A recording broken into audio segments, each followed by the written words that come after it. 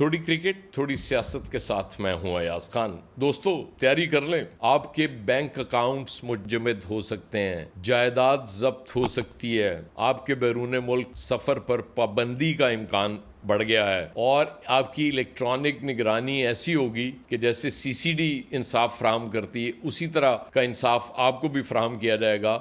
और इस सब का फैसला कौन करेगा? एक इंटेलिजेंस कमेटी। जी, एक इंटेलिजेंस कमेटी अगर इस नतीजे पे पहुंच गई कि आपने कोई जुर्म किया है और उसके लिए किसी अदालत की जरूरत नहीं है, ये सब कुछ आपके साथ फौरी हो सकता है, क्योंकि पंजाब हुकूमत ने असेंबली में control of habitual offenders and anti social behaviour bill 2026 पेश कर दिया है और कमेटी तक जा चुका है। कुछ लोग कहते हैं कमेटी ने पास कर दिया। अब देखना यह है कि स्पीकर साहब ने इस पे अलबत्ता एक्शन लिया है, उस एक्शन का क्या बनता है। इससे पहले भी बेशुमार बिल्स इस तरह के आ चुके हैं और पंजाब के लोग तो पहले ही बेचारे बोल ही नहीं रहे।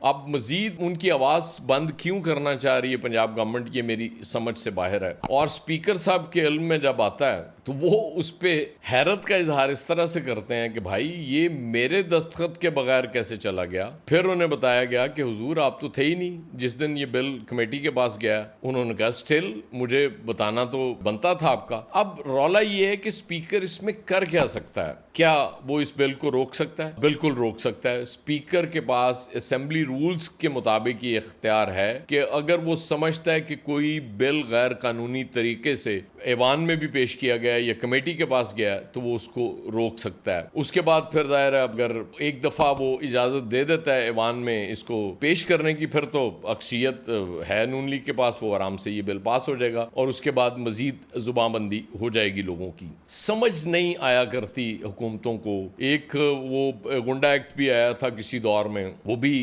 चला गया, माजी का हिस्सा बन गया, क्योंकि चीज़ें चेंज हो जाती हैं वक्त के साथ। बहुत से कवानीन पीटीआई के दौर में ऐसे बने, जाहिर है शायद वो भी ना बनाना चाह रहे हों, वो आज पीटीआई भुगत रही है। बहुत से कवानीन माजी में नून लीग ने बनाए, वो नून लीग को भुगतना पड़े, फिर पीपल्स पार्टी ने बनाए, पीपल्स पार्टी को भुगतना पड़े, लेकिन वो इससे सीखते नहीं हैं। वो कहते हैं ठीक है अब चूंकि इक़्तिदार हमारे पास है और हमें चूंकि ये जिम्मेदारी मिल गई है, तो बड़े खुशू खुजू से वो इस तरफ जाते हैं और उसको पास कराने की कोशिश करते हैं बहुत शिद्दत से। इस सारे मामले के दौरान स्पीकर और पंजाब हुकूमत के दरमियान लड़ाई बढ़ती जा रही है। स्पीकर पीछे हटने के लिए तैयार नहीं है, उधर पंजाब हुकूमत भी बैक स्टेप लेने पे तैयार नहीं है। तो ये लड़ाई, अब इसका अंजाम क्या होगा, ये बड़ा इंटरेस्टिंग है। बुनियादी तौर पे इस गवर्नमेंट ने एमपीएस को ऑफेंड तो किया हुआ है, क्योंकि मुलाकात ही नहीं होती उनकी अपनी लीडरशिप से। वो बेचारे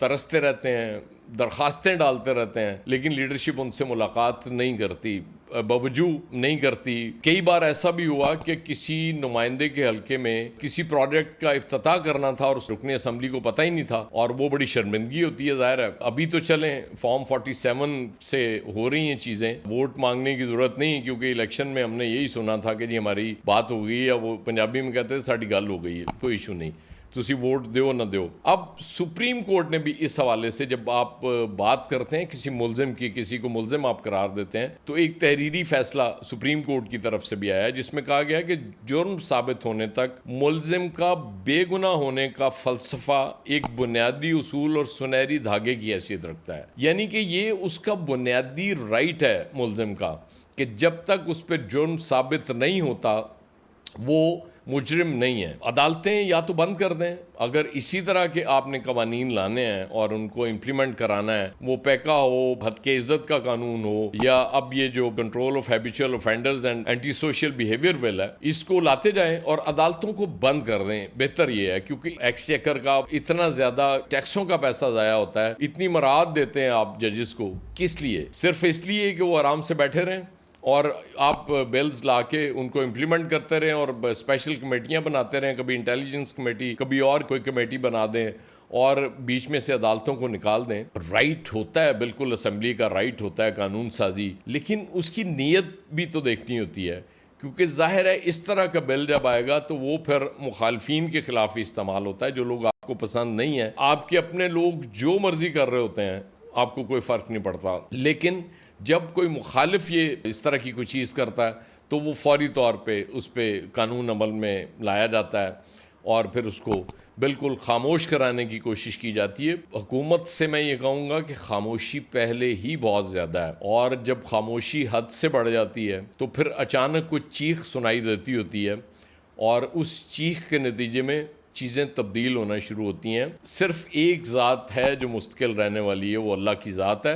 बाकी हम इंसान जितना मर्ज़ी हमारे पास इख्तियार हो, जितने मर्जी हमारे पास इक़्तिदार की ताकत हो, वो एक दिन ख़त्म हो जाया करती है, वो हमेशा के लिए नहीं होती। ये समझने की ज़रूरत है। जो कौमें ये समझ लेती हैं, जो लीडरशिप्स ये समझ लेती हैं, वो फिर आवाम की फ़लाह और बहबूद के लिए काम करती हैं। वो इस तरह के काम नहीं करती। तो बेहतर तो यही होगा कि पंजाब गवर्नमेंट ख़ुद इस पे नज़रसानी करे, वरना पंजाब के लोगों की उम्मीदें स्पीकर पंजाब असम्बली मलिक अहमद ख़ान के साथ हैं कि चलें, लड़ाई उनकी उसूलों पे हो या ज़ाती हो, जो भी आप कहें, लेकिन इस बिल को रोकना अब स्पीकर की ज़िम्मेदारी है। देखते हैं स्पीकर ये ज़िम्मेदारी पूरी करते हैं या नहीं करते।